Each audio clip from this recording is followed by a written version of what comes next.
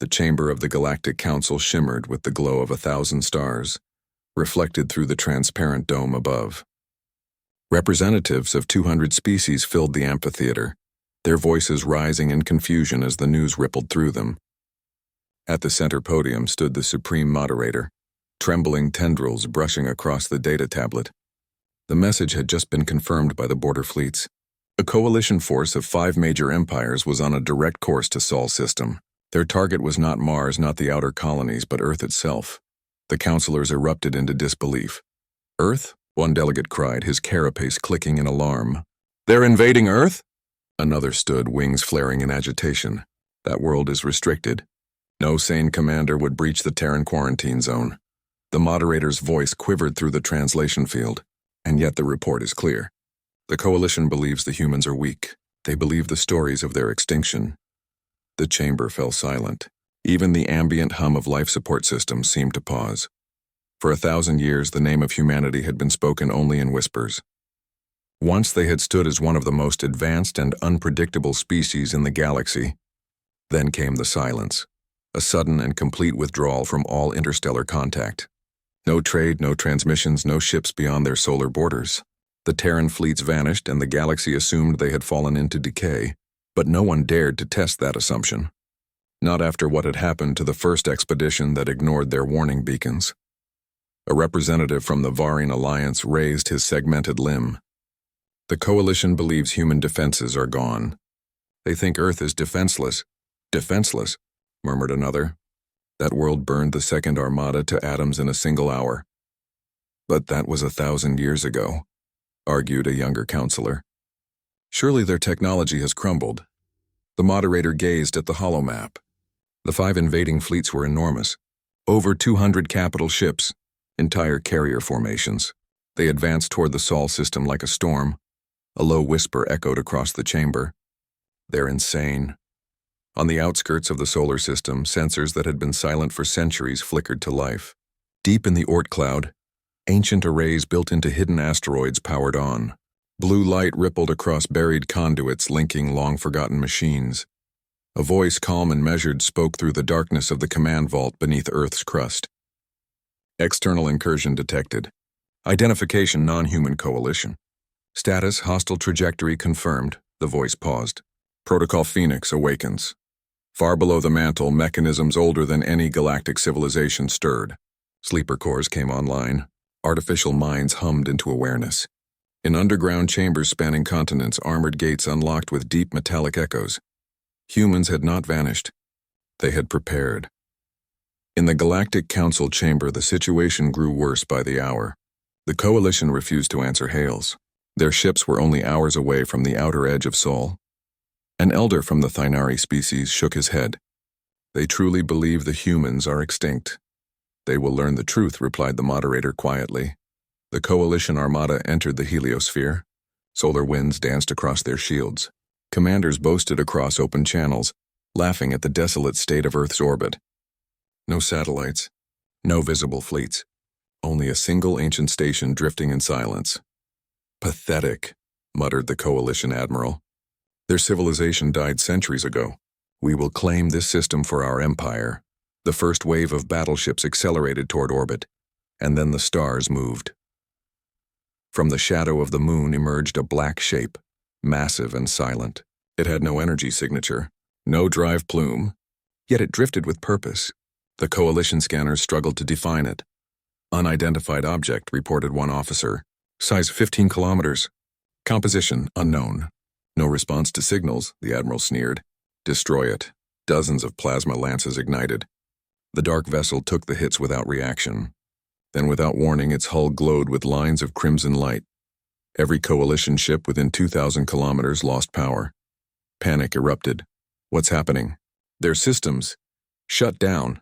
The admiral shouted orders, but the commands vanished into static. Then the dark ship's surface rippled open, revealing hundreds of smaller shapes, sleek, angular, and silent. They accelerated faster than any known engine could propel them. In seconds, they were among the fleet. No explosions followed. Only flashes of light as the enemy vessels crumbled into dust.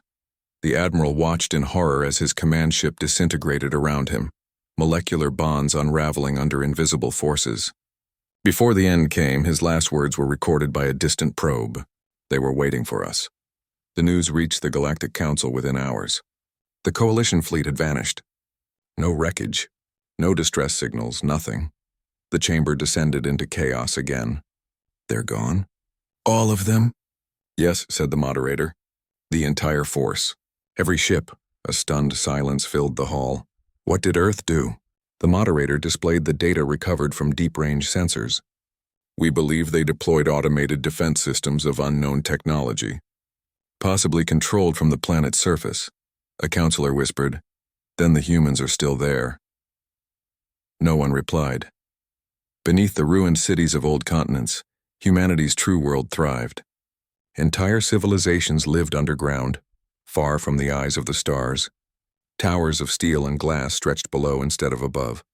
Oceans had been drained and converted into energy vaults. The humans had retreated from the galaxy not out of weakness, but purpose. They had seen what the others could not: the instability of galactic civilizations, the endless wars for territory and resources. They had turned inward, mastering technologies no one else could imagine. Their leader stood before a vast holographic display, showing the remains of the invading armada. His voice was calm. They thought we were gone. An aide nodded. The council will know now. Good. Shall we reveal ourselves? Not yet, he said. Let them wonder. He turned to the dark window of the command chamber. Beyond it, the Earth's atmosphere shimmered with orbiting defense satellites coming online after centuries of dormancy. Let them remember why they feared us.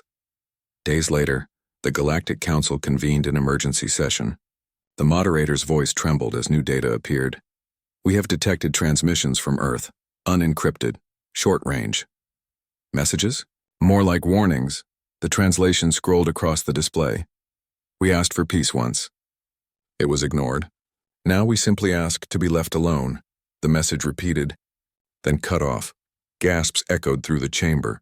They're alive, and they know we're watching. The moderator lowered the lights, revealing images captured by stealth drones near Earth. Massive orbital platforms surrounded the planet now, each one large enough to rival a fleet base. Energy signatures off the scale of known physics. What kind of power source could that be? A delegate asked. Unknown, came the reply, but our analysts estimate that each platform could vaporize a moon. The realization spread through the room like fire. They were silent for 1,000 years. What have they been building down there? In a remote quadrant of the galaxy, surviving commanders of the Coalition regrouped. Only a handful of escape pods and secondary ships had made it out of Sol alive. Their reports were incoherent. Tales of invisible weapons, of ships erased from existence. One wounded officer sat before a council of his peers. His voice shook. It wasn't a defense system. It was judgment, explain. They let us enter. They watched. Then they ended us, not with hatred. With efficiency, the room fell into grim quiet. A younger commander asked, "So what now?" The older officer looked up. "Now we warn the others. Earth is not to be touched, ever." Months passed. The Galactic Council issued a decree forbidding any incursion into Sol territory. Probes were ordered to maintain a safe distance. Yet curiosity spread among the younger races. Stories began circulating of strange transmissions picked up on the edges of human space. Music, fragments of old languages, and faint signals that seemed to carry emotion rather than words. Some claimed to hear laughter. Others said they heard weeping. No one could explain it. On Earth, the underground cities expanded further. Humanity watched the stars through hidden telescopes, studying the council and their uneasy peace. The leader stood again before his advisors. "They will not try again soon," one said. "They will," replied the leader softly. "They always do. Curiosity is stronger than fear. What shall we do when they return?" The leader smiled faintly. "Then we show them what we've become." He pressed his hand against a control panel, and deep below the planet's core something stirred. A pulse of energy rippled outward, awakening enormous structures buried since before the silence.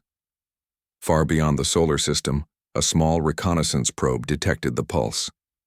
It transmitted a faint signal back to the council. The energy wave had reached across light years in seconds, bending space itself. The moderator stared at the report in disbelief.